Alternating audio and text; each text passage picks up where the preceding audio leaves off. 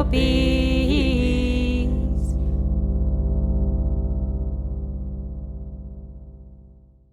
Good morning, Matthew. Nice to see you. Hi, Richard. It's nice to be here. Over the last year, Matt, you've been writing a monthly letter to Beecraft, telling us all about your experiences as a young bee farmer. Yeah. Firstly, in Australia, you had some adventures over there, beekeeping, and we enjoyed reading about that. And since then, you've been telling us all about what you've been getting up to there in Staffordshire. I can see some of your bees behind you there. That looks like a pretty large apiary. What's going on there? Yeah, so this is our winter site. So I probably quite unusually for the UK bring most of my bees back to either one or two large sites for the winter. So there's actually about 90 hives here at the minute. Solely to make my life a bit easier, really. At this time of year, they're not out foraging. They're a little bit. There's a bit of balsam coming in, but soon they'll be going colder and not much going on. So we feed here.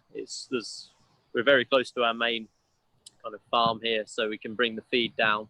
So it makes feeding a lot easier and security as well. I can keep an eye on them, and I don't have to be doing all the miles I do during the season, checking on smaller sites of 12 or 20 or whatever it is. So it's just purely for ease, really, keeping everything nice and close, safe, and can keep an eye on everything. So how many colonies have you got there? So there's about 90 here at the minute. So, and it looks like a mix of full-size colonies and nukes by the look of it.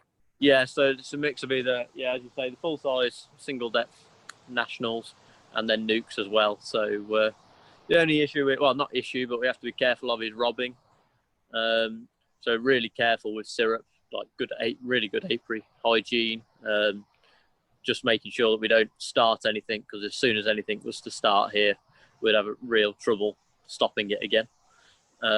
So it's just a case of managing syrup feeding. We tend to do it about usually at 7, half 6, 7 in the morning when it's just getting light, and feed everything early, wash down any spills of syrup or anything like that, and just try and make sure they're as safe as they can be when it comes to robbing.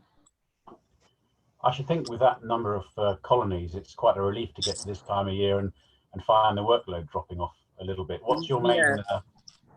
Yeah, definitely. So this time last year, I just arrived in Australia. So this is the first winter I've now had off in, I suppose, 2 years, really. So I'm looking forward to having a small break, but the 2,500 frames arrived this morning. So that'll be... that's on the to-do list for once these bees are all sorted out and we're finished in the honey room. So there's plenty of jobs to be doing, that's for sure. So about a year ago, we had an article where Stephen, my co-editor, visited you and you extracted some honey from him, and that's part of your business, isn't it? As well as keeping bees, you run an extracting service. But I understand that you started bottling honey for people as well. Could you tell us a bit about that? Yeah, so we can take it through from either you drop boxes off, we extract them into buckets or jars, or as you say, people now dropping buckets off with us. We can warm it through, give it a filter if it needs it, and then we'll jar it either into your own jars or we can supply them. So that this year has taken off quite heavily in kind of the view of own label honey, I guess. And we recently had quite a big order for a beekeeper up north from us that we've just done 2,500 jars for them, and we're expecting possibly in the new year to be looking at around 10,000 jars. So quite a big contract, and nice to have that coming through in the winter as well, as a winter job again.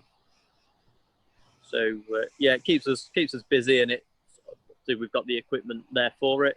We have it for our own use, so we might as well get more use out of it and offer it for other people as well. Well, it's been lovely talking to you today, Matthew. Nice to put a face to the name. Yeah. And we're looking forward to finding out more about your activities and adventures on your bee farm over the next year. So thanks a lot. Yeah, brilliant. No, thank you. Thank you, Richard.